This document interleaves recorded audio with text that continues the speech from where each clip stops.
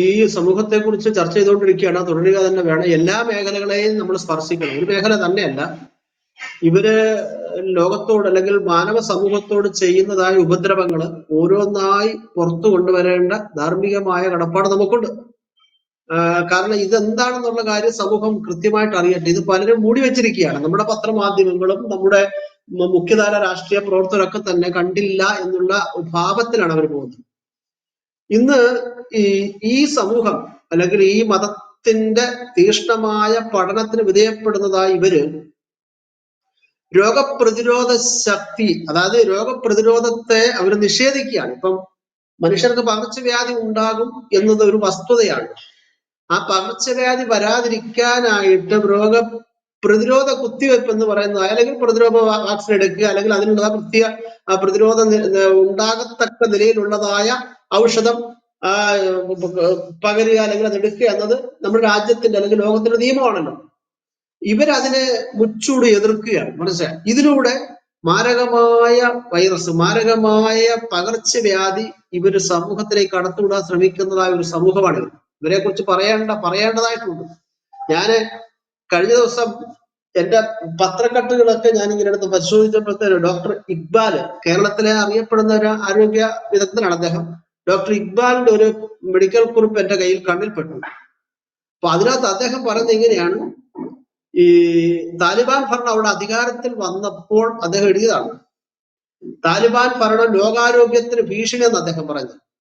ഞാനിത് വായിച്ചപ്പോഴത്തേന് ഒരു തിരുത്തൽ അദ്ദേഹം വരുത്തേണ്ടതായിരുന്നു എന്ന് എനിക്ക് തോന്നിപ്പോയി. താലിബാൻ ഭരണമല്ല, ഇസ്ലാമിക ഭരണം അല്ലെങ്കിൽ ഇസ്ലാം ലോകാരോഗ്യത്തിന് ഭീഷണി എന്നാണ് അദ്ദേഹം എഴുതേണ്ടത്. പക്ഷെ അതിനുള്ളത് ആർജവം അദ്ദേഹത്തിനില്ലായിരുന്നു. എന്നിട്ട് അദ്ദേഹം ആ കുറിപ്പിൽ പറയുന്നത് ഒരു വലിയ വസ്തുതയുണ്ട്.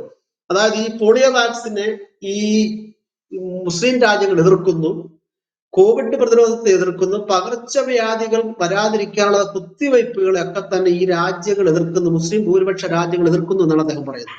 എന്തൊരു കടുങ്കൈയാണെന്ന് നോക്കണം. ഇപ്പം നമുക്കറിയാം, പോളിയോ നിർമ്മാർജ്ജനം നമ്മുടെ രാജ്യത്ത് നടന്നിരിക്കുകയാണ്. ഇപ്പൊ അത് ഒതുങ്ങിയിട്ടുണ്ട്. പക്ഷെ ഇന്ന് ലോകത്തിൽ ഏറ്റവും കൂടുതൽ പോളിയോ ബാധിതരുള്ളതായ 2 രാജ്യങ്ങൾ ഇസ്ലാമിക ഭൂരിപക്ഷമുള്ള പാകിസ്ഥാനും അഫ്ഗാനിസ്ഥാനുമാണ്. ഈ 2 രാജ്യങ്ങളിൽ ഇന്നും ഈ മതമേലാളന്മാരാണ് ഇത് നയിക്കുന്നത്, ഈ രാജ്യങ്ങളെ നയിക്കുന്നത്.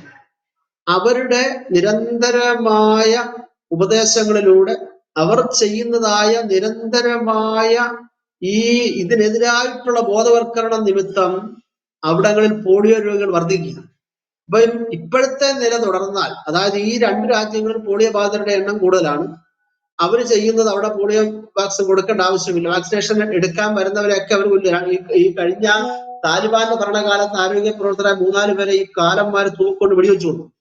മരുന്ന് കൂട്ടിയെന്ന് തൂക്കൊണ്ട് വെടിവെച്ചു കൊണ്ടു. പാകിസ്ഥാനിൽ തന്നെയാണ് നടക്കുന്നത്. അപ്പൊ ലോകാരോഗ്യ സംഘടന പറയുന്നത്, ഇതേ നിലയിൽ പോയാൽ ഈ 2 രാജ്യങ്ങളിലും പോളിയോ ബാധിതരുടെ എണ്ണം കൂടുതലാണ്, ഇതേ രീതിയിൽ പ്രതിരോധിക്കാതെ ഈ രാജ്യങ്ങൾ മുന്നോട്ട് പോയാൽ വർഷത്തിലെ 2 ലക്ഷം പോളിയോ ബാധിതർ ലോകമെമ്പാടും വ്യാപിക്കുമെന്നാണ് ലോകാരോഗ്യ സംഘടന ഉദ്ധരിച്ചു ഡോക്ടർ ഇക്ബാൽ രേഖപ്പെടുത്തിയിരിക്കുന്നത്. നിങ്ങൾക്ക് മനസ്സിലാകും, ഈ 2 രാജ്യങ്ങളും ഭാരതത്തിന്റെ അടുത്ത് കിടക്കുന്നവരാണ്. ഇന്ത്യയുടെ അടുത്ത് കിടക്കുന്ന രാജ്യങ്ങളാണ് ഈ 2 രാജ്യങ്ങളും. അപ്പം ഈ രാജ്യങ്ങളിൽ പോളിയോ ബാധിതരുടെ എണ്ണം കൂടുന്നു. അവരെന്തുകൊണ്ട് ഇത് ഈ പ്രതിരോധ വാക്സിൻ എടുക്കുന്നില്ല എന്നത് ഞാൻ പിന്നീട് പറയാം. അപ്പൊ ഇതൊരു വലിയ ചോദ്യചിഹ്നമാണ്, ഇതൊരു വലിയ വിഷയം തന്നെയാണ്. ഇതിനെ നമ്മൾ ചർച്ച ചെയ്യണം. എന്തുകൊണ്ടാണ് ഇവരിതിനെ നിഷേധിക്കുന്നത്? ഈ പോളിയോ വാക്സിൻ പോലെ തന്നെ കോവിഡ് വാക്സിനേഷനെ നിരോധിക്കേണ്ടതാണെന്ന നിലപാടാണ് ഈ ഇസ്ലാമിക രാജ്യം, പ്രത്യേകിച്ച് താലിബാനിലും അതുപോലെ അഫ്ഗാനിസ്ഥാനിലും പാകിസ്ഥാനിലെ പ്രാന്തപ്രദേശങ്ങളിലുള്ള മത മേലാളന്മാർ പറയുന്നു. മനസ്സിലായോ? എങ്ങനെയുണ്ട്? അപ്പൊ ഇതിനെയൊക്കെ തന്നെ നിരോധിക്കണമെന്നും വീടാന്തരം കയറി ഇറങ്ങി ഇവർ ഇതിനെതിരായിട്ട് പ്രസംഗിക്കുക. അപ്പൊ ഈ വാക്സിനേഷനുമായിട്ട് ചെല്ലുന്നവർ, ഇത് കൊടുക്കാനായിട്ട് ചെല്ലുന്നവർ ഈ കാലന്മാര് വെടിവെച്ചുകൊല്ലുക. പക്ഷെ ഇതൊക്കെ പത്രമാധ്യമങ്ങളുടെ പുറത്തു വരാറുണ്ടോ? നമ്മൾ ആരെങ്കിലും അറിയാറുണ്ടോ ഇത്തരത്തിലുള്ളതായ മനുഷ്യത്വരഹിതമായ കാര്യങ്ങൾ നടക്കുന്ന? എന്തുകൊണ്ട് അയ്യോ അവരെ സൂചിപ്പിക്കണ്ടേ? അയ്യോ മുസ്ലിം ഭൂരിപക്ഷമല്ലേ, അവര് പിടങ്ങിയെങ്കിലോ? എന്താ കാരണം എന്നുള്ളതായ വസ്തുതകൾ ഇതൊക്കെ ചർച്ച ചെയ്യേണ്ടതല്ലേ? നമുക്കറിയാം, ഈ പ്രതിരോധ കുത്തിവയ്പ് എടുക്കാതിരിക്കുമ്പോൾ, അത് നമ്മളായാലും ശരി, നാം ആയാലും ശരി, പ്രതിരോധ കുത്തിവയ്പ് എടുക്കാതിരിക്കുമ്പോൾ ഒരാളുടെ വൈയക്തികമായ രോഗപ്രതിരോധ ശേഷി മാത്രമല്ല, ഒരു ജനവിഭാഗത്തിന് പൊതുവായുള്ള സാമൂഹ്യ പ്രതിരോധ ശേഷി കൂടിയാണ് ഇല്ലാതാകുന്നത്. അത് മറന്നു പോകരുത്. അപ്പൊ ഇത്തരത്തിലുള്ളതായ കാര്യങ്ങൾ എന്തുകൊണ്ട് ഇവരിതിനെ എതിർക്കുന്നു? എന്തുകൊണ്ടാണ് ഇവരിതിനെ എതിർക്കുന്നത്? 19-ാം നൂറ്റാണ്ടിന്റെ ഉത്തരാർദ്ധത്തിൽ ഇവിടെ വന്ന ബ്രിട്ടീഷുകാരാണ് ഇന്ത്യയിൽ രോഗപ്രതിരോധത്തിലുള്ള നിർബന്ധിത കുത്തിവയ്പ് നിയമം മൂലം നടപ്പിൽ വരുത്തിയത്. അന്ന് തൊട്ടിന്ന് വരെ മാരകമായ രോഗങ്ങളിൽ നിന്നും സാധാരണക്കാരാ നമ്മളെയൊക്കെ രക്ഷിച്ചത് ഈ കുത്തിവയ്പ്പുകളാണ്. നമുക്കതറിയാം.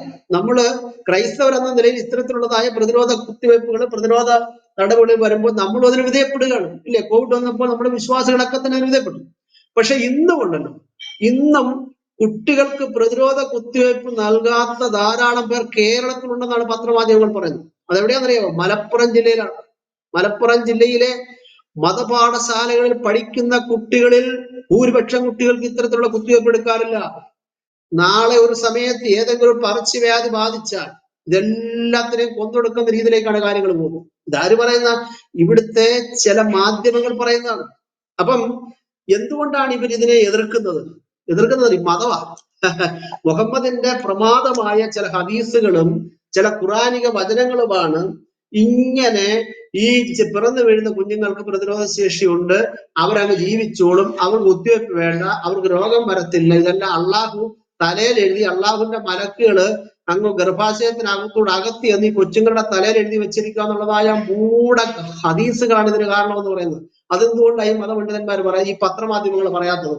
നോക്കൂ, ഒരു ഹദീസിൽ എഴുതിയിരിക്കുന്നത് ഇങ്ങനെയാണ്: നിങ്ങളിൽ ഓരോരുത്തരുടെയും സൃഷ്ടിപ്പിനുള്ള ഒരുക്കങ്ങൾ തങ്ങളുടെ മാതാവിന്റെ ഗർഭാശയത്തിൽ 40 ദിവസം കൊണ്ടാണ് നടക്കുന്നത്. ശ്രദ്ധിച്ചു കേൾക്കണം. ഈ താലിബാൻ ഭീകരന്മാരും ഭൂരിപക്ഷ ഇസ്ലാമിക മതവിശ്വാസം ഉൾക്കൊള്ളുന്നതായ പാകിസ്ഥാൻ പോലുള്ള രാജ്യങ്ങളിലെ ആളുകളും എന്തുകൊണ്ട് പ്രതിരോധ കുത്തിവയ്പ്പിനെ എതിർക്കുന്നു എന്നതിന്റെ ഹദീസാണ് വായിക്കുന്നത്. അതിന്റെ തെളിവാണ് വായിക്കുന്നത്. അള്ളാഹു പടച്ചു വിടുന്നതായ മനുഷ്യജീവനെ, മുസ്ലിമിനെ, ഒരടിമയെ, മുസ്ലിം സ്ത്രീയിൽ ഉണ്ടാകുന്ന ഒരു അള്ളാഹുവിന്റെ കുഞ്ഞടിമയെ ഒരു രോഗത്തിനും ആക്രമിക്കാൻ കഴിയത്തില്ലെന്ന് ഇവർ പറയുന്നത്. അപ്പം നിങ്ങളിൽ ഓരോരുത്തരുടെ സൃഷ്ടിപ്പിനുള്ള ഒരുക്കങ്ങൾ തങ്ങളുടെ മാതാവിന്റെ ഗർഭാശയത്തിൽ 40 ദിവസം കൊണ്ടാണ് നടക്കുന്നത്. മറ്റൊരു 40 ദിവസത്തിലുള്ളത് രക്തക്കട്ടയാക്കിയിരുന്നു. ലോകശാസ്ത്ര അബദ്ധമല്ലേ സഹോദരന്മാർ ഇവിടെ എഴുതി വെച്ചിരിക്കുന്നത്? ഈ മണ്ടത്തരമാണ് ഈ സാധുക്കൾ വിഴുങ്ങിക്കൊണ്ട് നടക്കുന്നത് കേട്ടോ. 40 ദിവസം കൊണ്ടാണ് സൃഷ്ടിപ്പിനുള്ള ഒരുക്കങ്ങൾ നടക്കുന്നത്. അവിടെ ഒരുക്ക പന്തലിടുക, പിന്നെ നാട്ടുകാരെ വിളിക്കുന്നു, ഒരുക്കുക. 40 ദിവസം കൊണ്ട് അതിനകത്ത് നടക്കുക. മൂടത്തരം. മറ്റൊരു 40 ദിവസം കൊണ്ട് ആണ് നടക്കുന്നത്. മറ്റൊരു 40 ദിവസത്തിനുള്ളിൽ അത് ചോരക്കട്ടയായി മാറും. ഗർഭസ്ഥ ശിശു ഏതെങ്കിലും ഒരു ഘട്ടത്തിൽ ചോരക്കട്ടയായി മാറുമോ? വിവരമില്ലാത്ത എഴുത്തല്ല എഴുതി വെച്ചിരിക്കുന്നത്. ഇനി കേട്ടോണമേ. അനന്തരം വേറൊരു 40 ദിവസത്തിനകം അത് മാംസപിണ്ഡമായി മാറുന്നു. പിന്നീട് 4 കൽപ്പനകൾ നൽകിക്കൊണ്ട് അള്ളാഹു ഒരു മലക്കിനെ അയക്കുന്നു. അവന്റെ പ്രവർത്തനങ്ങൾ, അവന്റെ ആഹാരം, അവന്റെ ആയുസ്, അവൻ വിജയിയോ പരാജിതനോ ഇവയെല്ലാം എഴുതി വെക്കാൻ അള്ളാഹു മലക്കിനോട് കൽപ്പിക്കുന്നു. അനന്തരം ആ മനുഷ്യനിൽ ജീവനൂതും. അതായത് 120-ാമത്തെ ദിവസത്തിൽ ആ ജീവനൂതും. അതുവരെ ഇവന് ജീവനില്ലെന്ന് ലോകമെട്ടത്തിനല്ലേ എഴുതി വെച്ചിരിക്കുന്നത്. അനന്തരം ജീവനൂതും. മനസ്സിലായോ? പിന്നീട് ഈ എഴുത്തനുസരിച്ചാണ് ആ മനുഷ്യൻ പ്രവർത്തിക്കുക. പിന്നെ എന്തിനാ ഈ പോളിയോ വാക്സിൻ? 40 ദിവസം കൊണ്ട് ഒരുക്കങ്ങൾ ആരംഭിച്ച് പിന്നീട് 40 ദിവസം കൊണ്ട് സംഗതി അത് രക്തക്കട്ടയായി മാറുന്നു. പിന്നെ 40 ദിവസം കൊണ്ട് മാംസപിണ്ഡമായി മാറുന്നു. അപ്പൊ എത്രയായി? 3, 4, 12, 120-ാമത്തെ ദിവസമാണ് മലക്കിനെ അയച്ച് 4 കൽപ്പനകൾ കൊടുക്കുന്നത്. എന്താണ്? അവന്റെ പ്രവർത്തനങ്ങൾ, അവന്റെ ആഹാരം, അവന്റെ ആയുസ്, അവൻ വിജയ പരാജിതം. ഈ 4 കാര്യങ്ങൾ തലമണ്ടയ്ക്ക് എഴുതി വെക്കുക. മലക്ക് അങ്ങ് ചെന്ന് എഴുതി വെക്കുക. പിന്നീട് ഇവന്റെ കുഞ്ഞിന്റെ നെഞ്ചത്തേക്ക് ഊതുകയാണ്. ഊതി ജീവൻ ഉണ്ടാക്കുക. പിന്നീട് ഈ തലയിലെഴുത്തനുസരിച്ചാണ് പ്രവർത്തിക്കുന്നത്. അപ്പൊ ഇങ്ങനെ അള്ളാഹു എഴുതി വിട്ട് ഇങ്ങനെ സൃഷ്ടിച്ചിറക്കി വിടുന്ന ഈ കുഞ്ഞിനെ പ്രതിരോധ കുത്തിവയ്പ്പിന്റെ ആവശ്യം എന്താന്ന് ഇവർ ചോദിക്കുന്നത്. മനസ്സിലായോ? അപ്പൊ ഇവരെ നമുക്ക് കുറ്റം പറയാൻ നോക്കുമോ? ഇപ്പൊ ഈ താലിബാനെയോ ഈ പാകിസ്ഥാനുള്ളതായ മതമേലാളന്മാരെയോ പ്രതിരോധ കുത്തിവയ്പ്പിനെതിരായിട്ട് ഇവർ സംസാരിക്കുന്ന, ഇവർ പ്രവർത്തിക്കുന്ന പ്രവണതയെ, അല്ലെങ്കിൽ ആരോഗ്യ പ്രവർത്തകരെ തോക്കിന്റെ മുനയിൽ നിർത്തി നശിപ്പിക്കുന്ന നശീകരണ പ്രക്രിയ കുറ്റം പറയാൻ നോക്കുമോ? ഒക്കത്തില്ല. മുഹമ്മദിന്റെ ഹദീസിനെയാണ് കുറ്റം പറയേണ്ടത്. മുഹമ്മദിന്റെ ഹദീസ് പറയുകയാണ് ഇങ്ങനെയാണ് ഒരു കുഞ്ഞ് ജനിക്കുന്നത് കേട്ടോ. അപ്പൊ ഇവിടെ എഴുതി വെച്ചിരിക്കുന്നത് ലോക വിഡ്ഢിത്തരമല്ലേ? വിവരക്കടൽ ഇവിടെ എഴുതി വെച്ചിരിക്കുന്നത്. ഇതുകൊണ്ട് തന്നെയാണ് അവരുടെ ഇടയിൽ തന്നെ ഇപ്പൊ ഈ ഹദീസിനെ തള്ളുന്ന ഒരു പറ്റം പണ്ഡിതന്മാർ വന്നിട്ടുണ്ട്. മറ്റൊരു പത്രവാർത്ത ഞാൻ വായിക്കാം. ഹദീസുകളിൽ വൈരുദ്ധ്യമുണ്ടോ? അബ്ദുൽ ഹമീദ് മദീനി. മുഹമ്മദ് നബിക്ക് ശേഷം 2 പതിറ്റാണ്ട് കഴിഞ്ഞാണ് ഹദീസുകൾ ക്രോഡീകരിക്കപ്പെട്ടതെന്നും ഇക്കാരണത്താൽ തന്നെ ഹദീസുകളിൽ ധാരാളം അബദ്ധങ്ങളും വൈരുദ്ധ്യങ്ങളും കടന്നുകൂടിയിട്ടുണ്ടെന്നും കേരള ജംഇയ്യത്തുൽ ഉലമ സംസ്ഥാന പ്രസിഡന്റ് അബ്ദുൽ ഹമീദ് മദനി പറഞ്ഞു. സലഫി മദ്രസയിൽ സംഘടിപ്പിച്ച ഇസ്ലാഹി പഠനവേദിയിൽ മുഖ്യ പ്രഭാഷണം നടത്തുകയായിരുന്നു അദ്ദേഹം. ഇത് 2015 പേപ്പർ കട്ടയമായിരുന്നു. ഹദീസ് സ്വീകരിക്കാൻ പരമ്പര മാത്രം നോക്കിയാൽ പോരെന്നും ആശയവും കാര്യമായി നോക്കണമെന്നും യാഥാർത്ഥ്യത്തിന് വിരുദ്ധമായ ഹദീസ് ഒരിക്കലും അംഗീകരിക്കാൻ കഴിയില്ലെന്നും അദ്ദേഹം അഭിപ്രായപ്പെട്ടു. എങ്ങനെയുണ്ട്? അപ്പൊ ഞാൻ ഈ പറഞ്ഞത് ഹദീസ് തള്ളിക്കളയേണ്ടതല്ലേ? ഈ ഹദീസ് എന്നല്ല, ഈ ഹദീസ് 95% തള്ളിക്കളയേണ്ട. ഒരെണ്ണത്തിനകത്ത് ഗുണമായിട്ടൊന്നുമില്ല. അപ്പൊ ഇവരുടെ ആശാന്മാര് തന്നെ പറയുന്നു, ഹദീസുകളിൽ വൈരുദ്ധ്യമുണ്ട്, മാനവികതയ്ക്ക് വിരുദ്ധമായ കാര്യങ്ങളുണ്ട്, കള്ളത്തിൽ എഴുതി വെച്ചിരിക്കുകയാണ്, ശാസ്ത്രത്തിന് വിരുദ്ധമായ കാര്യങ്ങളുണ്ട്. മാതാവിന്റെ ഉദരത്തിൽ 40 ദിവസം കൊണ്ടാണ് ഒരു കുഞ്ഞ് രൂപപ്പെടുന്നത്. അണ്ടബീജ സങ്കലനത്തിലൂടെ, അതായത് ഒരു ജീവൻ ഓടിച്ചെന്ന് മറ്റൊരു ജീവനുമായിട്ട് സംയോജിച്ചൊരു പുതിയ ജീവൻ ഉണ്ടാകുകയാണ്. അതാണ് ഗർഭ സമയത്ത് നടക്കുന്നത്. ലൈംഗികബന്ധ സമയത്ത് നടക്കുന്നത് അങ്ങനെയാണ്. പുരുഷന്റെ ബീജവും സ്ത്രീയുടെ അണ്ടവും രണ്ടിനും ജീവനുണ്ട്. ഈ രണ്ടും കൂടെ ഓടിച്ചെന്ന് പരസ്പരം സംയോജിച്ച് പുതിയൊരു ജീവൻ ഉണ്ടാകുകയാണ്. അല്ല 40 ദിവസം കൊണ്ട് ഒരുക്കത്തിലല്ല. 40ാമത്തെ ദിവസം കഴിഞ്ഞാൽ ഇതോടെ ജീവൻ ഉണ്ടാകുന്നു. പിന്നീട് 40 ദിവസം കഴിഞ്ഞ് രക്തക്കട്ടയാകുന്നു. അതങ്ങനെ രക്തക്കട്ടയാകുന്നു. വിവരക്കേടല്ല എഴുതി വെച്ചിരിക്കുന്നത്. അപ്പൊ ഇത്തരത്തിലുള്ളതായ ഹദീസുകള് ഇവരെ പ്രചോദിപ്പിക്കുന്നത് കൊണ്ടാണ് ഇവര് ഈ രോഗപ്രതിരോധ ശേഷി ഉണ്ടാകാതിരിക്കാനായിട്ട്, അതായത് രോഗപ്രതിരോധ ശേഷി നിങ്ങൾ കുത്തിവെപ്പൊന്നും ഇവിടെ ആവശ്യമില്ല, അള്ളാഹു നേരെ പടച്ചാണ് വിട്ടിരിക്കുന്നത്, അതുകൊണ്ട് അതനുസരിച്ച് അങ്ങ് ജീവിച്ചാൽ മതി എന്നാണ് ഇവരിവിടെ പറയുന്നത്. ഇനി കേട്ടോളൂ നിങ്ങള്, ഇവര് പറയുന്നത് ഖദർ എന്നാണ്. ഖദർ അതായത് വിധി, അള്ളാഹുവിന്റെ വിധി. അള്ളാഹു എല്ലാം എഴുതി ശേഖരിച്ചാണ് ഇങ്ങോട്ട് വിട്ടിരിക്കുന്നത്, അതനുസരിച്ചാണ് കാര്യം നടക്കുന്നത്. ആ വിധിയിൽ മനുഷ്യൻ വിശ്വസിക്കണമെന്നാണ് ഇവര് പറയുന്നത്. അപ്പൊ ഈ വിധിപ്രകാരം മുടന്തനായോ ഞൊണ്ടനായോ കണ്ണു പൊട്ടക്കണ്ണനായോ അംഗവിഹീനനായോ ഏതെങ്കിലും രീതിയിൽ ഒരുവൻ ഈ ഭൂമിയിലേക്ക് പിറന്നു വീണാൽ ആ പിറവിയെ നോക്കി ഇവര് പറയുന്നത് അള്ളാഹുവിന്റെ വിധി എന്നാ പറയുന്നത്. മനസ്സിലായോ? അപ്പം പോളിയോ വാക്സിൻ എടുക്കാഞ്ഞതിന്റെ ഫലമായിട്ട് ഒരു കുഞ്ഞ് ഞൊണ്ടി പോയി നടക്കുന്നത് കണ്ടാൽ അവർ പറഞ്ഞ അള്ളാഹുവിന്റെ വിധി എന്നേ പറയത്തുള്ളൂ. കാരണം അതിനപ്പുറത്ത് വേറെ ഹദീസുകളൊക്കെ ഒരു ഹദീസ് ഞാൻ വായിച്ചേൽപ്പിക്കാം. ഇന്നത്തെ മനുഷ്യന്റെ ദുരിതത്തിലെല്ലാം കാരണം അള്ളാഹുടെ വിധി ഖദർ എന്നാണ് ഇവര് പറയുന്നത്. അബുൽ അസ്ബാബ് അദ്ദുന്നലയിൽ നിന്ന് മുസൈന ഗോത്രത്തിലെ 2 പേർ പ്രവാചകന്റെ അടുത്ത് വന്നു. പ്രവാചകൻ, ഇത് മുസ്ലിം ഹദീസ് 1843. മുസ്ലിം ഹദീസ് 1843. പ്രവാചകരെ, അത്യധ്വാനത്തോടെ ജനങ്ങൾ ഇന്ന് ചെയ്യുന്ന കാര്യത്തെക്കുറിച്ച് താങ്കളുടെ അഭിപ്രായം എന്താണ്? അത് മുമ്പേ നിശ്ചയിച്ചു കഴിഞ്ഞ ദൈവവിധിയിൽ സംഭവിക്കുന്നതാണ്. അതായത് ഇന്ന് മനുഷ്യരെ കഷ്ടപ്പെട്ട് ഈ അറേബ്യയിലെ ഈ വെയിൽ കൊണ്ട് മൊരഞ്ഞ് കിടന്ന് കഷ്ടപ്പെടുന്നത് കണ്ടോ? ഇതിന്റെ കാരണം എന്താണ് അവർ ചോദിക്കുന്നത്. അങ്ങനെ ഇതിനു മുമ്പ് നിശ്ചയിച്ച ഇവൻ ഇങ്ങനെ വെയിൽ കൊണ്ട് മുട്ടയടിക്കണമെന്ന് പണ്ട് നിശ്ചയിച്ചതാണോ അവന്റെ ചോദ്യം. എനിക്കാണ് തിരുമേനിയുടെ മറുപടിയാണ്. അതോ അവരുടെ പ്രവാചകൻ ദൈവിക സന്ദേശം അവർക്ക് എത്തിക്കുകയോ അങ്ങനെ അവർക്കെതിരെ തെളിവ് സ്ഥാപിക്കുകയും ചെയ്തതിന് ശേഷം അവർ പ്രവർത്തിക്കുന്നതിന്റെ അടിസ്ഥാനത്തിൽ തീരുമാനിക്കപ്പെട്ട കാര്യമാണോ? ഇതാണ് ചോദിക്കുന്നത്. അതായത് മുമ്പ് അള്ളാഹു നിശ്ചയിച്ചതാണോ, അതല്ല ഈ കഷ്ടപ്പെടുന്ന ആളുകളുടെ പ്രവാചകൻ വന്ന് അവരോട് നല്ല കാര്യങ്ങൾ പറഞ്ഞ് അവരനുസരിക്കാത്ത നിമിത്തം പ്രബോധനം കേട്ടതിന് ശേഷമാണ് ഇങ്ങനെ ആയതെന്നാണ് ഇവരുടെ ചോദ്യം. ഉടനെ മുത്തിന്റെ മറുപടി കേട്ടു.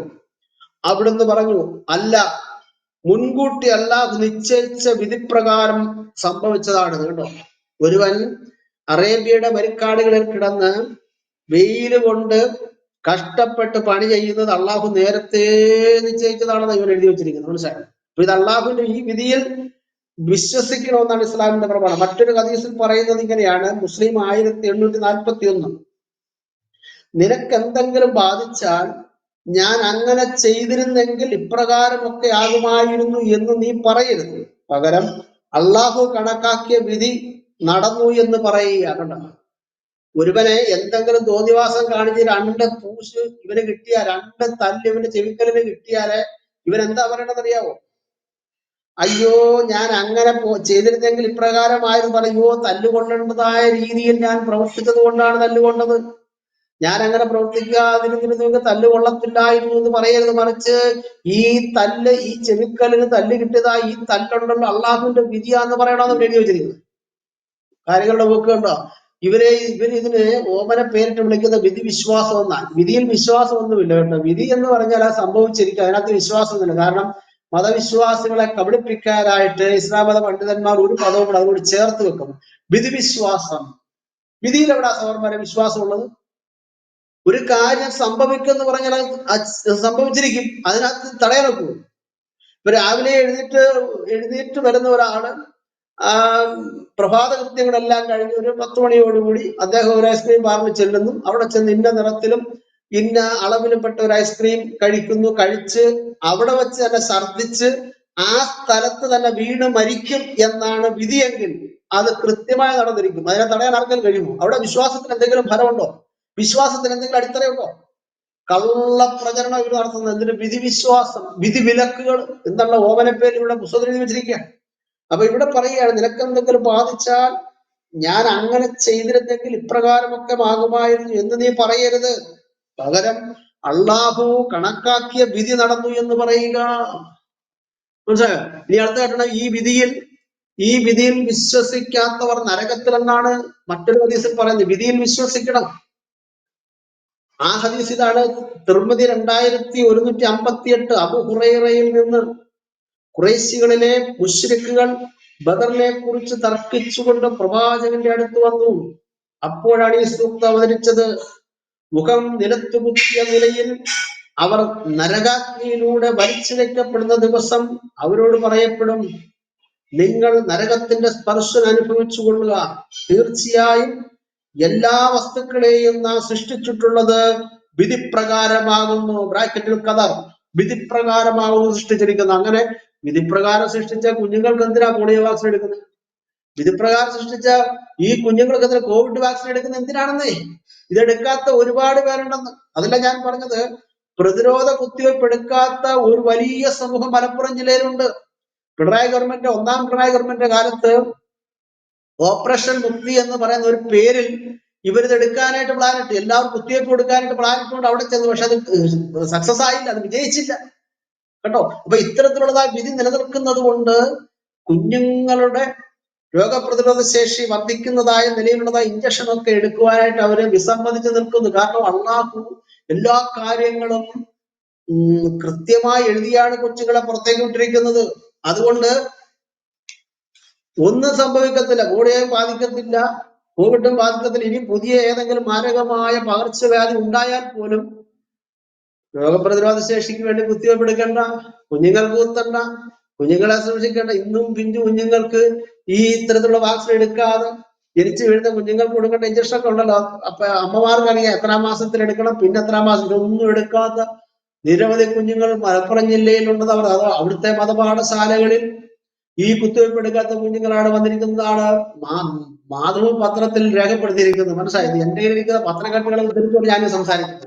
ഞാൻ ഈ പറയുന്നത് വായിക്കുന്നതല്ല, ഞാൻ പറയുകയാണ്. വായിച്ചെന്റെ മനസ്സിൽ നിന്ന് ഞാൻ പറയണം. പിന്നെ ചില തെളിവുകൾക്ക് വേണ്ടി പത്രവൃത്താന്തങ്ങൾ ഞാൻ പറയാറുണ്ട്. അപ്പൊ ഡോക്ടർ ബി ഇക്ബാലിന്റെ കണ്ടെത്തലാണ് താലിബാൻ ഭരണം ലോകാരോഗ്യത്തിന് ഭീഷണി എന്ന് പറഞ്ഞിരിക്കുന്നത്. അങ്ങനെയല്ല പറയേണ്ടത്. മുഹമ്മദിന്റെ ഹദീസുകൾ ലോകാരോഗ്യത്തിന് ഭീഷണി എന്ന് പറയണം. മനസ്സിലായോ? അങ്ങനെ പറയാനുള്ള ചങ്കുറ്റമാണ് കാണിക്കുന്നത്. താലിബാനെ കുറ്റം എന്ന കഥയില്ല. പിറന്നു വീഴുന്ന കുഞ്ഞിന്റെ തലയിൽ അള്ളാഹു എല്ലാ കാര്യങ്ങളും മലകളെ കൊണ്ട് എഴുതിപ്പിച്ചാണ് വിടുന്നതെന്നും പിന്നീട് ആ എഴുത്തനുസരിച്ചാണ് ജീവിക്കുന്നതെന്നും ഈ മുഹമ്മദിന്റെ ഗ്രന്ഥങ്ങളിൽ എഴുതി വെച്ചിരിക്കുന്നതാണ് ഈ പ്രശ്നത്തിനെല്ലാം കാരണം. ഇവിടെ വേദപുസ്തകം എന്നുകൂടി എന്താണ് ആരാണ് സംസാരിച്ചത്? ഞാൻ ഒരു ചോദ്യം ചോദിച്ചോട്ടെ എന്ന്. പറയൂ. അല്ല, അങ്ങനെയാണെങ്കിൽ പിന്നെ എന്തിനാണ് ഇവര് ഇപ്പം എല്ലാം വിധി അനുസരിച്ചാ പോകുന്നെങ്കിൽ എന്തിനാണ് പിന്നെ ഇവര് ഈ 3 വയസ്സ് മുതൽ പഠിക്കാൻ പോകുന്നത്? എല്ലാം മുൻകൂട്ടി എഴുതി വെച്ചിട്ടുണ്ടായില്ലേ അവർക്ക്. പിന്നെ അന്നേരം പഠിക്കേണ്ട കാര്യമില്ലല്ലോ. പിന്നെ ഇവര് ഇത് ചെറുപ്പം മുതൽ എന്തിനാ ഇത് പഠിക്കുന്നത്? അതിനവര് വ്യാഖ്യാനിക്കുമ്പോൾ പറയാം 3 വയസ്സിൽ പഠിക്കാൻ പോകണോ എന്നുള്ളത് അള്ളാഹുവിന്റെ വിധിയിൽപ്പെട്ടതാണ് അവർ വ്യാഖ്യാനിച്ചോളെ. മനസ്സിലായോ? 3 വയസ്സ് തൊട്ട് മദ്രസയിൽ പോയി പഠിക്കണം എന്നുള്ളത് അള്ളാഹുവിന്റെ വിധിയിൽപ്പെട്ടതാണ്, അതുകൊണ്ട് പോയി പഠിക്കണം എന്ന് അവർ പറഞ്ഞത്. മാത്രമല്ല 10 വയസ്സായാൽ നിസ്കാരം പഠിച്ചില്ലെങ്കിൽ അവനെ മർദ്ദിക്കണമെന്നും ഹദീസുണ്ട്. അത് അവരുടെ വിധിയിൽപ്പെട്ടതാ. 10 വയസ്സായാലും ഈ കുഞ്ഞ് ലാ ഇലാഹ ഇല്ലല്ലാഹു പറയാതിരിക്കുകയോ നിസ്കരിക്കാതിരിക്കുകയോ ചെയ്താൽ ഇവനെ മർദ്ദിക്കണം എന്നത് അള്ളാഹുവിന്റെ വിധിയിൽപ്പെട്ടതാണെന്ന് അവർ വ്യാഖ്യാനിച്ചു കളയും. അതുകൊണ്ട് അവർ ഇന്നും തല്ലുന്നത്. കേട്ടോ, മുട്ടുകാലി നടുവിന് കയറ്റി നട്ടിട്ടല്ലേ പിഞ്ചു കുഞ്ഞുങ്ങളെ. അപ്പൊ 3 വയസ്സിൽ പഠിപ്പിക്കാൻ വിടുന്നതും അള്ളാഹുവിന്റെ വിധിയിൽപ്പെട്ടതാണെന്ന് ഇവർ വ്യാഖ്യാനിക്കും. മനസ്സിലായോ? ബ്രദർ പറഞ്ഞനുസരിച്ച് എന്റെ ആവശ്യമില്ല. കാരണം എന്താണ്? അതെല്ലാം വിധിയിൽപ്പെട്ടതാണ്. അപ്പൊ ഞാനിനി ഇവിടെ പറയാൻ പോകുന്നത് വിശുദ്ധ ബൈബിൾ എന്താണ് ഇതിനെ കുറിച്ച് പറയുന്നത്. നമുക്കറിയാം, നമ്മുടെ ഭാരതത്തിൽ വിധിയിൽ വിശ്വസിക്കുന്ന ജനലക്ഷങ്ങളുണ്ട്. കേട്ടോ, എല്ലാം വിധിയാണ്. മഹാഭാരത യുദ്ധത്തിൽ കൃഷ്ണൻ അത് അർജുനനോട് പറയുന്നുണ്ട്. ഈ എതിർ സൈന്യത്തെ കണ്ടുകൊണ്ട്, എതിരാളികളായ കൗരവപ്പടയെ കണ്ടുകൊണ്ട് യുദ്ധം ചെയ്യാൻ വിസമ്മതിക്കുന്ന അർജുനൻ ചോദിക്കുന്നുണ്ട്, അല്ലയോ കൃഷ്ണ, ഞാൻ ആരോടൊക്കെയാണ് യുദ്ധം ചെയ്യേണ്ടത്? ആ കാണുന്നത്, ആ നിൽക്കുന്ന എന്റെ സഹോദരന്മാർ, മാതുരന്മാർ, അങ്ങ് അകലെ കാണുന്ന എന്റെ സുഹൃത്തുക്കൾ, ബന്ധുപത്രാദികൾ, ഇവരോടൊക്കെയാണോ ഞാൻ യുദ്ധം ചെയ്യേണ്ടത്? ഇവരെ കൊന്നിട്ട് എനിക്ക് രാജ്യം വേണ്ട, കിരീടം വേണ്ട, ചെങ്കോൽ വേണ്ട എന്ന് പറഞ്ഞിട്ട് ഈ അർജുനൻ തന്റെ കയ്യിലിരുന്നതായ അമ്പ് വലിച്ചു ദൂരേക്ക് എറിഞ്ഞുകൊണ്ട് തേര് തളർന്നിരിക്കുക. അപ്പോൾ കൃഷ്ണൻ പറയുന്നുണ്ട്, അർജുന ഇതാകുന്നു യുദ്ധകാന്ഡം, അർജുന ഇതാകുന്നു കർമ്മകാന്ഡം, എടുക്കൂ അർജുന ആയുധം, തൊടുക്കൂ അമ്പ്, കൊടുക്കൂ ശത്രുവിന് അരിയൂ തല ചൊരിയൂ ചോര എന്ന് പറഞ്ഞുകൊണ്ട് ഇദ്ദേഹത്തെ ആവേശം കയറ്റി വിടുന്നുള്ളൂ. എന്നിട്ട് ഇതിന് തത്തുല്യമ ഒരു സൂക്ത അപ്പുറത്ത് നടപ്പുണ്ട്. അത് അവിടെ ആ സൂക്തത്തിൽ പറയുന്നത് എങ്ങനെയാണ്? അർജുന, നീ ഇവരെയൊക്കെ കൊന്നതിന് ശേഷം സമൃദ്ധിയുള്ള രാജ്യം കൈവശമാക്കുക. ഞാൻ ഇവരെ നേരത്തെ കൊന്നിട്ടിരിക്കുകയാണ്. മനസ്സിലായോ? അവരാരും ചത്തിട്ടില്ല, അവരവിടെ നിൽപ്പുണ്ട്. ഞാൻ ഇവരെ നേരത്തെ കൊന്നിരിക്കുകയാണ്. അതുകൊണ്ട് ഇടം കൈ കൊണ്ട് അമ്പെയ്യാൻ കഴിവുള്ള അർജുന, നീ ഒരു നിമിത്തമായി തീർന്നാലും നിമിത്തമാത്രം ഭവാ സവ്യസാചൻ എന്നാണ് ആ സൂക്തം കിടക്കുന്നത്. അപ്പം എതിരാളികളായ കൗരവപ്പട ഇങ്ങനെ നിൽക്കുകയാണ്. അവരപ്പോഴും അവിടെ നിൽപ്പുണ്ട്. പക്ഷെ കൃഷ്ണൻ പറയുന്നത്, ഞാൻ ഇവരെ നേരത്തെ കൊന്നിട്ടിരിക്കുക എന്ന് പറഞ്ഞാൽ ചത്ത് കിടക്ക തല്ലിക്കൊന്ന പാമ്പിന്റെ പുറത്ത് നീ ഒരടി അടിച്ചു എന്ന് പറയുന്നത് പോലെ. അപ്പൊ ഇത് ഇവിടെ നമുക്ക് കാണാം. ഒരു മനുഷ്യനെ സംബന്ധിച്ച് അവന്റെ വിധിയിൽ വിശ്വസിക്കണം എന്നുള്ളത് ഇവിടുത്തെ വിശ്വാസത്തിന് താരെയാണ്. പക്ഷെ ബൈബിൾ ഇതിന് രണ്ടിനെയും തള്ളിക്കളയുന്നു. ബൈബിൾ വിധിയിൽ വിശ്വസിക്കുന്നില്ല. വിശുദ്ധ ബൈബിൾ മുൻവിധിയെ അംഗീകരിക്കുന്നേ ഇല്ല. ആർക്കെങ്കിലും അങ്ങനെ ഒരു ധാരണയുണ്ടെങ്കിൽ തിരുത്തുക. അതായത് ഞാൻ ഇനി പറയാം, ചിലരെ രക്ഷിക്കുവാനും മറ്റു ചിലരെ ഉപേക്ഷിക്കുവാനും ദൈവം മുന്നമേ വിധിച്ചു അല്ലെങ്കിൽ തീരുമാനിച്ചു എന്ന് തിരുവെഴുത്തിലെ ഉപദേശങ്ങൾക്കും ദൈവസ്നേഹത്തിനും ഒരിക്കലും നിരക്കുന്നതല്ല. ബൈബിളിന്റെ ഉപദേശം എന്താണ്? സ്നേഹവാനായ ദൈവത്തിന്റെ പ്രഖ്യാപനം എന്താണ്? ദൈവവചനം എന്താണ് പറയുന്നത്? സർവ മനുഷ്യരും രക്ഷപ്പെടണമെന്നാണ് ദൈവം ആഗ്രഹിക്കുന്നത്. മുൻവിധി ദൈവികമല്ല. സകല മനുഷ്യൻ രക്ഷിക്കപ്പെടണം. ഒരു വാക്ക് നിങ്ങൾ കേട്ടു, എസെക്കിയേൽ പ്രവചനം 18:32, മരിക്കുന്നവന്റെ മരണത്തിൽ എനിക്കിഷ്ടമില്ല എന്ന് യഹോവയായ കർത്താവിന്റെ അരുളപ്പാട്. ആകയാൽ നിങ്ങൾ മനം തിരിഞ്ഞ് ജീവിച്ചുകൊള്ളുവിൻ. ആത്മഹത്യ ചെയ്യാൻ പോകുന്നവന്റെയും കയറെടുത്ത് പണ്ടെടുത്ത് കെട്ടിത്തൂങ്ങിയല്ലോ കർത്താവിന്റെ ശിഷ്യനായിരുന്ന യൂദാസ്കറിയത്ത്. അങ്ങനെ കയറെടുത്ത് കെട്ടിത്തൂങ്ങേണ്ട ആവശ്യം അവനില്ല. അത് നേരെ കർത്താവിന്റെ അടുക്കിലേക്ക് വന്നാൽ മതി. അപ്പൊ കയറെടുത്ത് കെട്ടിത്തൂങ്ങാൻ പോകുന്നവനോടും കടറ്റിച്ചാടിച്ചാകാൻ പോകുന്നവനോടും വണ്ടിക്ക് തലവെക്കാൻ പോകുന്നവനോടും വിഷം കുടിച്ചാകാൻ പോകുന്നതിന് വേണ്ടി വിഷം എടുക്കുന്നവരോടും ദൈവവചനം പറയുകയാണ്, മരിക്കുന്നവന്റെ മരണത്തിൽ എനിക്കിഷ്ടമില്ല എന്ന് യഹോവയുടെ അരുളപ്പാട്. ആകയാൽ നിങ്ങൾ മനം തിരിഞ്ഞ് ജീവിച്ചുകൊള്ളുവിൻ. അപ്പം കുറച്ചാളുകളെ രക്ഷിക്കുവാനും കുറച്ചാളുകളെ ശിക്ഷിക്കുവാനും, അല്ലെ കുറച്ചാളുകളെ നരകത്തിനും കുറച്ചാളുകളെ സ്വർഗത്തിനും വേണ്ടി ദൈവം നേരത്തെ സൃഷ്ടിച്ചിരിക്കുന്നു എന്നതായ വിധി, ആ കഥ, ഇസ്ലാമിന്റെ ഭാഷ പറഞ്ഞ കഥ എന്ന് പറഞ്ഞ സിദ്ധാന്തത്തെ വിശുദ്ധ ബൈബിൾ തള്ളിക്കളയുന്നു. ഇനി അടുത്തൊരു വാക്യങ്ങൾക്ക് പുതിയ നിയമം, തീത്തോസിന്റെ ലേഖനം 2:11, അവിടെ പറയുന്നത് ഇങ്ങനെയാണ്, സകല മനുഷ്യർക്കും രക്ഷാകരമായ ദൈവകൃപ ഉദിച്ചുവല്ലോ. സകല മനുഷ്യർക്കും. ഇനി അടുത്ത വാക്യം കേൾക്കൂ, 1 തിമോത്തിയോസ് 2:6, എല്ലാവർക്കും വേണ്ടി മറുവിലയായി തന്നെത്താൻ ഏൽപ്പിച്ചു കൊടുത്ത ക്രിസ്തുയേശു തന്നെ. നിരവധി വാക്യങ്ങൾ. വീണ്ടും 2 പത്രോസ് 3:9, ആരും നശിച്ചു പോകാതെ എല്ലാവരും മാനസാന്തരപ്പെടുവാൻ അവൻ ഇച്ഛിച്ച് നിങ്ങളോട് ദീർഘക്ഷമ കാണിക്കുന്നതേ ഉള്ളൂ. മനസ്സിലായോ? അപ്പൊ ഒരു കുഞ്ഞ് ജനിക്കുന്നതിന് മുമ്പേ അവന്റെ തലയിൽ മലക്കനെ കൊണ്ട് വിധി എഴുതിപ്പിച്ച് ഇങ്ങോട്ട് പടച്ചു വിടുന്ന സിദ്ധാന്തത്തെ ബൈബിൾ തള്ളിക്കളയുന്നു. അങ്ങനെയാണെന്നുണ്ടെങ്കിൽ പ്രിയമുള്ളവരെ, സ്വതന്ത്ര ചിന്തയ്ക്കുള്ളതായ അടിസ്ഥാനം അവിടെ ഉണ്ട്. സ്വതന്ത്രമായി ചിന്തിക്കുവാനോ തീരുമാനിക്കാനുള്ള കഴിവിനെയല്ലേ അവിടെ കൂച്ചുവില കിടുന്നത്, അല്ലെ? വിധി നിലനിൽക്കുന്നിടത്തോളം കാലം തെരഞ്ഞെടുപ്പിനുള്ള സ്വാതന്ത്ര്യമില്ല. ഉണ്ടെങ്കിൽ പറഞ്ഞാട്ടെ, ഇവിടെ ആരെങ്കിലും, ഇവിടെ ഏതെങ്കിലും മുസ്ലിം പണ്ഡിതൻ കയറി വന്നാട്ടെ. വിധി നിലനിൽക്കുന്നിടത്തോളം കാലം ഒരു മനുഷ്യനും തെരഞ്ഞെടുക്കുവാനുള്ള സ്വാതന്ത്ര്യമില്ല. തെരഞ്ഞെടുപ്പിനുള്ള സ്വാതന്ത്ര്യത്തെ കൂച്ചുവലം കിട്ട് മുറുക്കിയിരിക്കുക വിധി. ആ വിധിയാണ് ദൈവവചനം ഇന്നേക്ക് 2000 വർഷങ്ങൾ തള്ളിക്കളഞ്ഞിരിക്കുന്നത്. എസെക്കിയേലിന്റെ കാലഘട്ടത്തിൽ ഏകദേശം BC 650 കാലഘട്ടം. ആ BC 650 തന്നെ പിന്നീട് വരുന്ന വിധിയും കൊണ്ട് ചില ആശാമാര് വരുമെന്നുള്ളതായ ആ പ്രഖ്യാപനം കണ്ടുകൊണ്ടാണ് പരിശുദ്ധാത്മാവിനെ തള്ളിക്കളഞ്ഞത്. അതുകൊണ്ട് ഇന്നത്തെ ഈ സാമൂഹ്യ ദ്രോഹത്തിന് രോഗപ്രതിരോധ ശേഷി ഉണ്ടാകുവാനായിട്ടുള്ളതായ ഈ പ്രതിരോധ വാക്സിനേഷനെയും ഇതിനെയൊക്കെ എതിർക്കുന്നതായ ഇസ്ലാമിന്റെ നിയമങ്ങൾക്ക് കാരണം മുഹമ്മദിന്റെ മതമാകുന്നു, മുഹമ്മദിന്റെ ഇസ്ലാമാകുന്നു. നോക്കൂ, ഞാൻ ഡോക്ടർ ഇക്ബാല് എഴുതിയ ഒരു പത്രക്കുറിപ്പിന്റെ ടൈറ്റിൽ ഇങ്ങനെയാണ്: താലിബാൻ ഭരണം ലോകാരോഗ്യത്തിന് ഭീഷണി. അങ്ങനെയല്ല പറയേണ്ടത്. മുഹമ്മദിന്റെ ഹദീസുകൾ, മുഹമ്മദീയ വചനങ്ങൾ ലോകാരോഗ്യത്തിന് ഭീഷണി എന്ന് പറയണം. താലിബാൻ അല്ല കുറ്റക്കാരൻ. അവർ ഈ ഹദീസ് കണ്ട അവരതനുസരിച്ചാണ് പഠിപ്പിക്കുന്നത്. അവരുടെയൊക്കെ മദ്രസകൾ പഠിപ്പിക്കുന്ന കാര്യങ്ങളാണിത്. പാകിസ്ഥാനോ തന്നെ നടക്കുന്നത്. ഇവിടെ ഒരു കാര്യം പറഞ്ഞു പോകുന്നത്, നമുക്കറിയാത്തതായ ആഫ്രിക്കൻ രാജ്യങ്ങളുണ്ടല്ലോ, നമുക്ക് ആർക്കും കയറി പ്രവേശിക്കാനോ പത്രമാധ്യമങ്ങൾക്കോ ഒന്നും ചെല്ലാത്തതായത് ഈ മൗറിറ്റാനിയ, അതുപോലെ സോമാലിയ, അൾജീരിയ തുടങ്ങിയതായ പ്രാകൃത രാജ്യങ്ങളിൽ നടക്കുന്ന കാട്ടായങ്ങൾ എന്തൊക്കെയാണെന്നുള്ളവർ നമുക്കറിയത്തില്ല. അവിടെ കഴിഞ്ഞിടയിൽ ഒരു പത്രം റിപ്പോർട്ട് ഞാൻ കണ്ടു.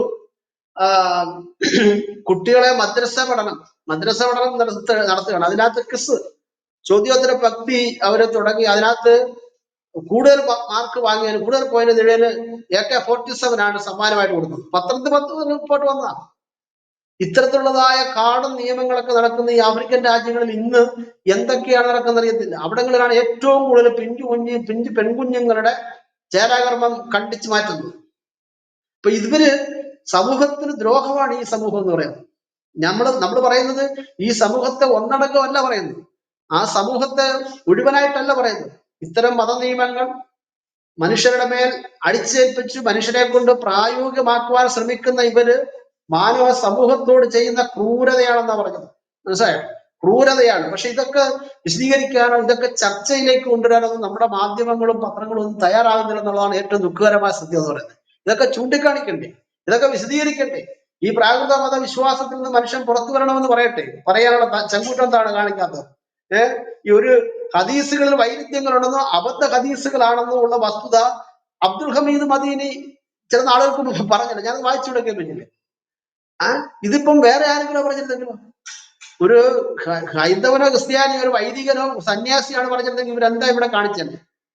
എവിടെയൊക്കെ ഏതെങ്കിലും പ്രഭാഷണ സമയത്ത് ഒരു വൈദികൻ നിന്ന് പറയുകയാണ് ഹദീസുകളിൽ വൈരുദ്ധ്യമുണ്ട് എന്നിട്ട് ഈ അബ്ദുൽ ഹമീദ് മദനി പറഞ്ഞതായ അതേ സ്റ്റേറ്റ്മെന്റ് ഒരു വൈദികൻ പറഞ്ഞത് ഇവര് എന്ത് ചെയ്താണ്? ഇവര് അതുപോലെ ഒരു സന്യാസിയാണ് ഇത് പറയുന്നതെങ്കിൽ ഇവർ കിടക്കൂ, അവന്റെ മണ്ടയ്ക്ക് കയറത്തില്ല. അപ്പൊ ഇതൊക്കെ ഇവർ കാണിക്കുന്ന ഏറ്റവും വലിയ പരിപാടിയാണ്. ഇതിനോടനുബന്ധിച്ച് ചിന്തിക്കേണ്ട ഒരു വിഷയമാണ്. ചില നാളുകൾക്ക് മുമ്പ് കണ്ണൂർ ജില്ലയിലെ ഒരു ഗ്രാമത്തിൽ EKAP തമ്മിലുള്ളതായ സംഘടന, സുന്നികളെ പ്രബലമായ രണ്ട് ഗ്രൂപ്പുകളാണ് EKAP. ഇവര് AP-യുടെ ഗ്രന്ഥശാല EKക്കാർ തീ കത്തിച്ചു കളഞ്ഞു. ആ ഗ്രന്ഥശാലയ്ക്കകത്ത് 100 കണക്കിന് ഖുറാനുകളെ കത്തിപ്പോകുന്നത്. അതും എന്റെ റിപ്പോർട്ട് എന്തെങ്കിലുണ്ട്.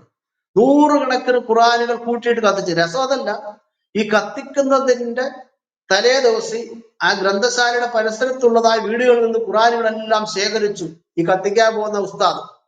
അപ്പൊ എന്തിനാന്ന് ആ വീട്ടുകാരി വെച്ചപ്പോഴത്തേനും പറഞ്ഞു, ഇത് കണക്കെടുക്കുന്നതിന് വേണ്ടിയാണ്, ഇതൊരു പ്രത്യേക പരിപാടിക്ക് വേണ്ടിയാണ് പറയാൻ ഇദ്ദേഹം ഇത് വാങ്ങിച്ചത്. ആ പരിസരത്തുള്ള എല്ലാ വീടുകളിൽ നിന്നും ഖുറാനുകൾ ഒന്നിച്ച് ഈ ഗ്രന്ഥശാലയത്തിലേക്ക് വന്ന് പെട്രോൾ ഒഴിച്ച് കത്തിച്ചു കളഞ്ഞു. 100 കണക്കിന് ഖുറാനുകൾ ഈ EKക്കാര് കത്തിച്ച് ചാമ്പലാക്കി. ഞാൻ അന്നാലും ചിന്തിച്ചു, ഇത് ഏതെങ്കിലും ഹിന്ദുവോ ക്രിസ്ത്യാനിയാണോ ഇത് കാണിച്ചെങ്കിലോ? കേരളത്തെ ഇവര് കത്തിക്കത്തില്ലേ? അപ്പൊ ഇത്തരത്തിലുള്ളതായ നെറുകെട്ട പരിപാടികൾ, അതായത് ഇവർക്ക് പോലും ഇവരുടെ മതഗ്രന്ഥത്തോട് താല്പര്യമില്ലാതെ ഇത് വെറും കച്ചിയാണെന്നും ഇത് കത്തിച്ചു കളയേണ്ടതാണെന്നുള്ള ബോധ്യം അവർക്കുണ്ടാകുന്നുണ്ട്, അവരത് ചെയ്യുന്നുണ്ട്. പക്ഷെ എങ്കിലും നമ്മൾ തുറന്നു കാണിക്കുക തന്നെ വേണം. അപ്പൊ ഞാനിവിടെ ചുരുക്കമായി നിർത്തുകയാണ്. അപ്പൊ ഈ സമൂഹത്തിന്റെ പ്രത്യയശാസ്ത്രം ക്രൈസ്തവർക്ക് മാത്രമല്ല, യഹൂദന്മാർക്ക് മാത്രമല്ല, ലോക സമൂഹത്തിന് ഭീഷണിയാണ്. പകർച്ചവാദി പകരുവാനുള്ള എല്ലാ സജ്ജീകരണങ്ങളും ഇവർ ഇണക്കിക്കൊണ്ടിരിക്കുകയാണ്. നമ്മുടെ അയൽ രാജ്യങ്ങളായ പാകിസ്ഥാനിലും അഫ്ഗാനിസ്ഥാനിലുമാണ് ഈ പോളിയോ ബാധിതരുടെ എണ്ണം ഈ ലോകത്ത് ഏറ്റവും കൂടുതൽ. പ്രതിരോധ ശേഷിക്കുള്ളതായ മരുന്നെടുക്കാത്തടത്തോളം കാലം വർഷത്തിൽ 2 ലക്ഷം പോളിയോ ബാധിതർ ലോകമെമ്പാടും വ്യാപിക്കുമെന്ന് ലോകാരോഗ്യ സംഘടന പറയുകയാണ്. ഇതിനെക്കുറിച്ച് നമ്മളാരും ചർച്ച ചെയ്യുന്നില്ല. അയൽ രാജ്യം ഇങ്ങോട്ട് കയറി ഇവിടെ എല്ലാം ബാധിക്കും. ഒരു രോഗം വരുന്നു, അതിന് പ്രതിരോധ കുത്തിവയ്പ്പ് എടുക്കണമെന്ന് പറഞ്ഞാൽ ഉടനെ തന്നെ എല്ലാവരും ഹെൽത്തിലേക്ക് മറ്റൊക്കെ ഓടുകയല്ലേ. കാരണം ബോധമുണ്ട്, പക്വതയുണ്ട്. നമ്മളാരും പറയാല്ലേ ഞങ്ങളുടെ ദൈവം നേരത്തെ ഞങ്ങളെ അങ്ങനെ സൃഷ്ടിച്ചു വെച്ചിരിക്കും എടുക്കരുത്. അങ്ങനെ പറഞ്ഞാൽ ഞങ്ങൾ അവനെ വിസ്തരിക്കും, ഞങ്ങൾ അവനെ നിന്ന് നിർത്തിപ്പൊരിക്കും. അങ്ങനെ പറയുന്ന ബോധമുള്ളവരാരില്ല. പക്ഷെ ഈ മതവിശ്വാസികൾ അങ്ങനെയാ പറയുന്നത്. കാരണം അവരെ അങ്ങനെ ആക്കിയത് ഈ മതത്തിന്റെ സിദ്ധാന്തമാകുന്നു. ഈ ഹദീസ് ഞാനിവിടെ ഒരു 4-5 ഹദീസ് 3-4 ഹദീസ് വായിച്ചുള്ളൂ. ഡസൻ കണക്കിന് ഹദീസ് ഇവിടെ ഇരിക്കുക. ആ ഹദീസുകളെയും ഖുറാനിക ആയത്തിൽ ഞാൻ തൊട്ടിട്ടില്ല. ഖുറാനിക ആയത്തിനകത്ത് കൃത്യമായി പറയുന്നുണ്ട് വിധിയിൽ വിശ്വസിക്കണമെന്ന്. പണ്ഡിതന്മാർ പറയുന്നുണ്ട് വിധിയിൽ വിശ്വസിക്കാത്തവൻ നരകത്തിലാണെന്ന്. അപ്പം നമുക്ക് അങ്ങനെയുള്ള ഒരു വിധിയില്ല. നമ്മുടെ ദൈവം വിധി പ്രഖ്യാപിച്ചുകൊണ്ട് ദൂരെ ഇരുന്ന് കണ്ട് ആസ്വദിക്കുന്നവനല്ല. കിണറ്റിലേക്ക് ചാടാൻ പോവുക. ഭാര്യ പറയുന്നു അയ്യോ അച്ഛാ ചാടല്ലേ, അമ്മ ചേട്ടാ ചാടല്ലേ, ഭർത്താവ് ചാടാനായിട്ട് പോകുക. അപ്പം ഇവരുടെ ദൈവം ദൂരെ നിന്ന് കാണുക, ഞാൻ എഴുതി വെച്ചിരിക്കുന്ന വിധി അവൻ ചാടട്ടെ, അവൻ ചാടട്ടെ, എന്റെ വിധിയാണ്, അവൻ ചത്തേ മതിയാകൂ എന്ന് പറയുന്ന അപ്പുറത്ത് ഇരുന്ന് കസേരപ്പുറത്ത് ആസ്വദിച്ച് അട്ടഹസിക്കുന്നവനല്ല നമ്മുടെ ദൈവം. മരിക്കുന്നവന്റെ മരണത്തിൽ എനിക്ക് സാധമില്ല, എനിക്ക് സന്തോഷമില്ല, മറിച്ച് നിങ്ങൾ മനം തിരിച്ച് ജീവിച്ചുകൊള്ളുക ബൈബിൾ പറയുന്നു. അതുകൊണ്ട് വിധിയെ തള്ളിക്കളഞ്ഞുകൊണ്ട് വിധിക്ക് അതീതനായി നിൽക്കുന്ന ദൈവദിനത്തിലാണ് നമ്മൾ വിശ്വസിക്കണം. അപ്പോൾ തന്നെ ഇത്തരത്തിലുള്ളതായ മനുഷ്യത്വരഹിതമായ മാനവ സമൂഹത്തെ മുഴുവനെയും ബാധിക്കുന്നതായ ഇത്തരത്തിലുള്ളതായ ഇവരുടെ കെടുതികളെ നമ്മൾ തുറന്നു കാണിക്കണം. ഇനിയും നമ്മൾ ചർച്ച ചെയ്യണം. ഇവരേതൊക്കെ മേഖലയിലാണ് ഈ ലോക സമൂഹത്തോട് മാനവ സമൂഹത്തോട് ചെയ്യുന്ന ക്രൂരത എന്ന് വിശദീകരിക്കണം. അത് നമ്മൾ കണ്ടെത്തണം. ഹദീസുകളിലൊക്കെ കിടക്കുന്നത് നമ്മുടെ സഹോദരന്മാരെ കണ്ടെത്തി അത് പൊതു ചർച്ചയ്ക്ക് വെക്കണം. മനസ്സിലായി? അത് ഇവര് സമൂഹത്തിന് മുഴുവൻ ദോഷമാണെന്നുള്ള കാര്യം നമ്മൾ തെളിയിക്കണം.